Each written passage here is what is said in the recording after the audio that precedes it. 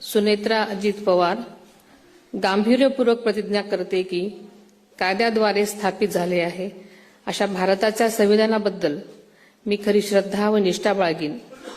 मी भारताची सार्वभौमता व एकात्मता उन्नत राखीन.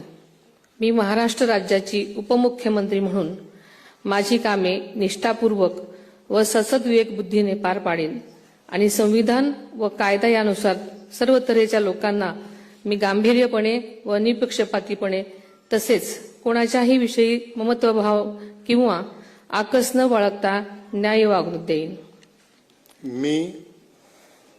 मी सुनेत्रा अजित पवार गांभीर्यपूर्वक प्रतिज्ञा करते की महाराष्ट्र राज्याची उपमुख्यमंत्री म्हणून माझ्या विचारार्थ आणली जाईल किंवा मला ज्ञात होईल अशी कोणतीही बाब अशी उपमुख्यमंत्री म्हणून माझी कामे यथायोग्य पार पाडण्यासाठी आवश्यक असेल ते खेरीज करून